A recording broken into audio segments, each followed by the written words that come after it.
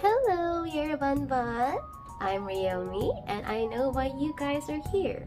You guys are curious about my homeschooling experience, or maybe just the fact that I am a homeschooled Filipino high schooler. Yes, I will be sharing my homeschooling experience today, albeit a summary of it, because I cannot put years of experience in just like a short video. Anyway, before I move on to talking about my homeschooling experience, I would like to introduce myself further. So once again, I am Ryomi. That is not my real name though. That is just an online alias. I am 20 years old and I am born and raised here in the Philippines. In addition, I'm also a gap year taker, which is, I guess, one of the reasons why, even though I am 20 years old, I'm not really as busy as a college student. That is because I am not yet in the university. Did it just see your ears perk up? Yes, I am a gap year taker, and if you guys are curious about my gap year journey as well, click subscribe and also turn on the notifications, and you might just see me sharing videos about my gap year journey as well. Let's put our English skills to test. So we have the word homeschooling. So it is a compound word. I'm not sure if it's called a compound word, but I remember, if my memory doesn't fail me, or isn't failing me right now, homeschooling is a compound word. So we have home as our first word and like schooling as our second word. So home, let's try to define home. The dictionary definition of home is a place where one permanently lives in. But I guess in status quo, or like in younger generations, home seems to have a subjective meaning. What I mean by this is that people might say that the library or a coffee shop or a garden or a farm could be their home, not because that is the only place they could ever live in, but rather it is the place that they feel really peaceful, really calm, and in short, at home. So yeah, that is the definition of home. Let's set that aside for a moment. We have schooling. Schooling is basically a synonym of learning, and yeah, that's it. Basically, you are able to learn at the comforts of your home. That is my personal definition of it though. I'm pretty sure there is like a more formal definition of it, but that is my definition of homeschooling. Personally, I was able to experience two types of homeschooling. I believe there are different kinds of homeschooling, and I believe the term homeschooling is just an umbrella term for the different types or the different methods of homeschooling. Like I said, I was able to experience two of them, one being deped accredited and one being independent, or I guess being US based. Or I guess an independent homeschooling basically means not being enrolled or not having a provider that is deped accredited, and that's it. I wasn't, or rather my US provider wasn't deped accredited, so instead independent homeschooling. Okay, let's just go straight to the point. Okay. So before I was homeschooled, I was in conventional school for 6 years. 9 years actually, if you include preschool. I was given an opportunity by my school to apply for Philippine Science High School. Like, I remember my principal calling me in the middle of my class and then giving me a form for Philippine Science High School entrance examination. Okay, that is one part of where I was.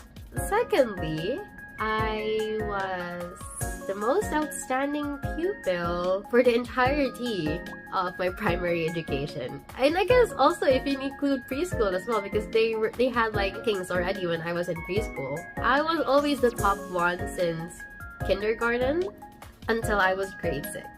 I graduated a valedictorian.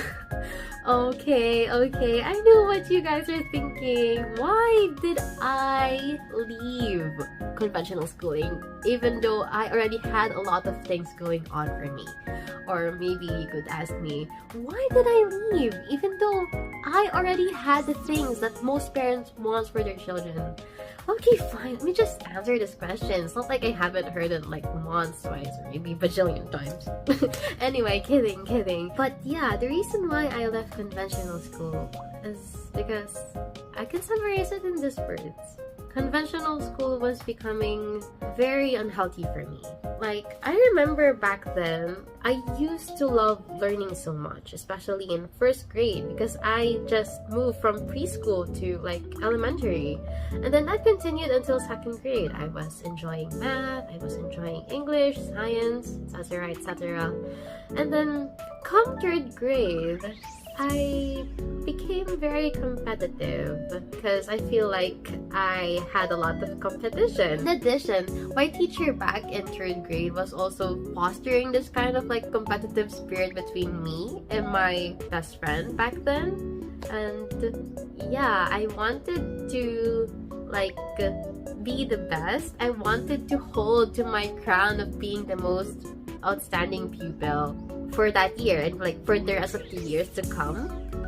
So yeah, I wanted to prove to myself that I can do it. I wanted to make my parents proud as well. In addition, I didn't want to lose. It wasn't helping too that the teacher back then also had like favoritism over my best friend, and there I was on the side doing all my best and still getting scolded for probably small reason or like a small mistake I did. But anyway, the reason why it became really unhealthy for me is because I wasn't really learning for knowledge. I was learning to reach high grades. I was learning for numbers. I was memorizing lessons for numbers. I wasn't really getting anything in my brain and like making it stick there long term. I was just reading, and then after exam, out. Reading, out. Memorizing. For a while, it will stay in my brain and then go out. There were also times when I would go to school with a high fever.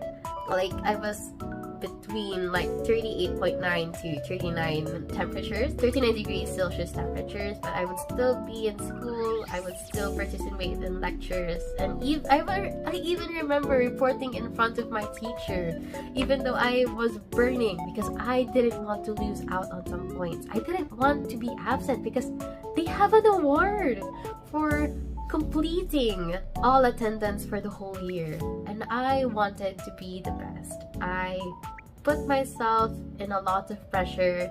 Yep, my parents didn't pressure me at all. They were very supportive of me, but I also didn't want to let them down.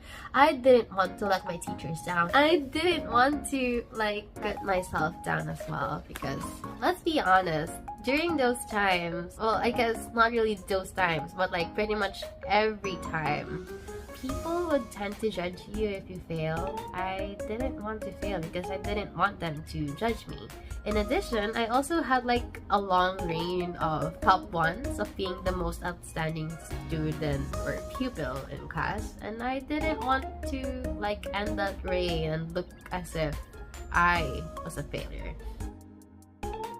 You might be curious why I have struggles even though I myself chose to be homeschooled. I even questioned myself back then, why am I struggling even though I was the one who chose this? I guess the simple answer to that is because it was new. It was a new environment. I needed to adapt. My struggles were firstly the fact that it was so different. I had no teachers. I had no classmates. I didn't really have a strict schedule to follow. So let's first tackle the teachers. So I got so used to being spoon-fed by teachers when I was in primary school. I would have a textbook, and then I would look at the teacher in front of me as the teacher would like try to explain what is already being explained in the textbook. So yeah, I would just sit there being spoon-fed some knowledge. And then when I got to, or rather transitioned to homeschooling or become homeschooled, I Well, I was still sitting there, definitely.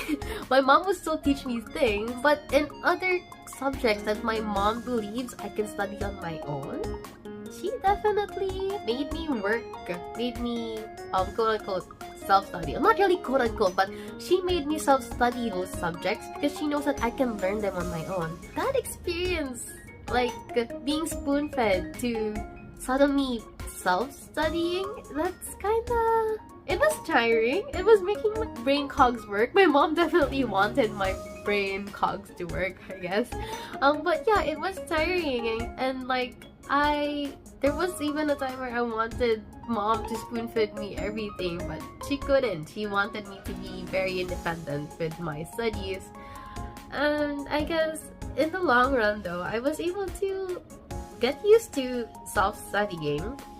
In fact, I enjoy self-studying a lot right now. I was able to actually enjoy self-studying when I was in senior high school, grades 11 and 12. Let's move on to talking about those classmates. The reason why I struggled, or the reason why I say that the lack of classmates also became a struggle, is because I didn't have any competition at all. My brothers, although they are homeschooled, they are not following the same curriculum as I am. They're literally learning ABCs back then, and I was just there trying to learn algebra and other history stuff and science stuff. So like, very different curriculum. But yeah, I didn't have any competition at all, and not having any competition kinda made me lose motivation to study because yeah, I didn't have any competition. I didn't see grades. I didn't hear people praise me for being the top, etc., etc. And yeah, I guess for the most of my primary education, I was literally studying for competition. But yeah, I didn't have that. Of course, in the end though, I was able to learn to outgrow that kind of mindset, to simply study because I want to learn, to simply study because I want to pass, and to simply study because I am curious. What was the last part? Yeah, the schedule. So being part of a conventional school for a very long time, you get so used to like a very strict schedule. Like you would wake up I personally would wake up at 5 a.m. and then be at school by 6:30, and then because their bell would ring at 7 o'clock, and then etc., subjects, snacks, subjects, lunch, subjects, home period, cleaning, and then finally going home. I guess I would describe conventional schools strict schedule as like a schedule for a 9-to-5 job. I didn't really have that when I transitioned to homeschooling because my mom was a bit lenient with me. She would allow me to study after I have my lunch. As long as I finish all of my requirements for that day, my mom would be fine. And that schedule kinda, I don't know, it made me want to like tweak it so that I would have a lot of free time for myself and not really study. So yeah, that kind of time management problem. But yeah, I overcame that as well. I am keeping a planner and to keep tabs of everything I need to work on for the day, and as much as possible I would not play or watch games. I mean, watch movies and play games. But yeah, I wouldn't do those things if I am not done with my daily stuff. Even now that I have graduated and I'm taking my gap year, I'm still scheduling my chores and responsibilities. Yeah, it's a nice habit that I was able to build over time as I became homeschooled.